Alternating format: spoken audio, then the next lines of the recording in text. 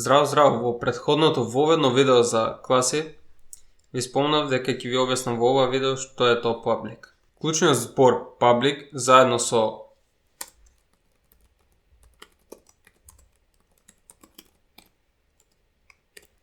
со protected и private се спецификатори за пристап. Со помош на овие може да кажеме кои членови од класата ќе се достапни надвор од нејзе. Доколку немаме ништо ставено, тогаш се подразбира дека сите членови тука се private. Сега, доколку имаме public,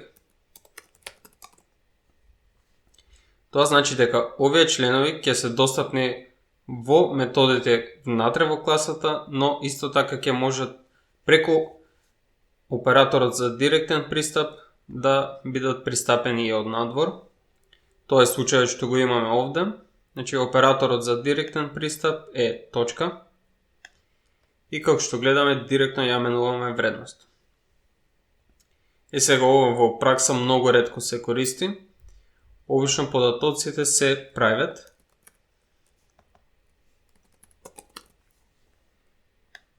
Исто така ќе ги ставам најдолу на...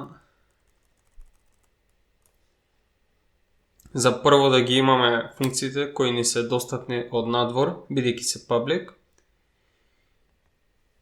Сега ова значи дека од надвор не можеме веќе да ја смениме вредноста и сега се појавува прашањето па како тогаш ќе ја промениме вредност. За таа цел можеме да креираме функции и тие функции се сетери кои ќе ни ја променуваат вредноста од надвор и гетери кои ќе ни ја враќаат вредноста на овие параметри надвор кај да ни треба.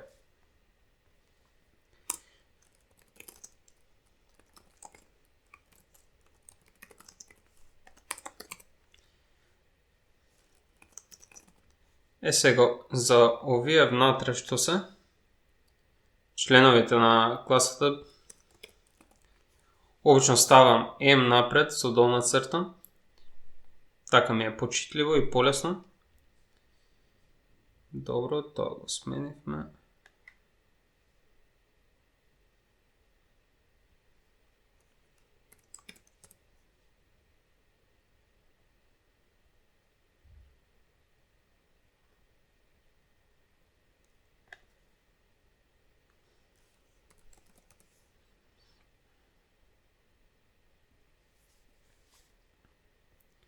Добро, и сега вамо ќе ми биде вака. И ќе ги напишеме сетерите исто и за B и за C.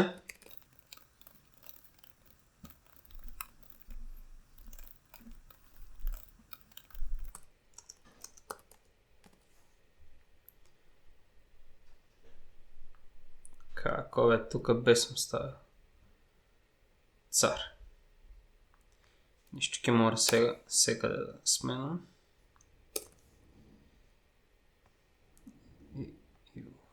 C.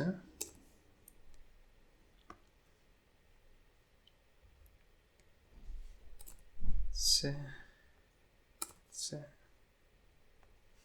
C. Добро. Сега ова ќе ни го реши проблемот овде. Сега наместо директно да ја менуваме вредноста, ќе ги користиме сетерите. Значи ќе кажеме сета.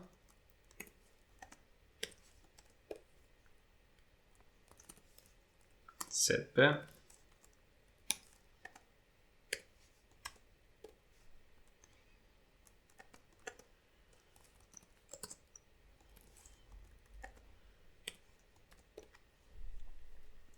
И то ни го реши едниот проблем. Ама вамо кај што сакаме да ја земеме вредноста, се уште не можеме. За таа цел сега ќе ги напишеме и гетерите. Само овие сетери не враќаат ништо.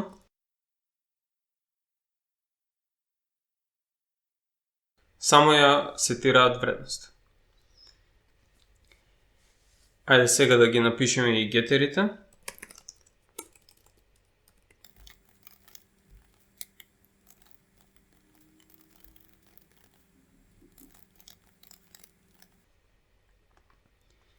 Сега тука ќе ги искористиме тие гетери.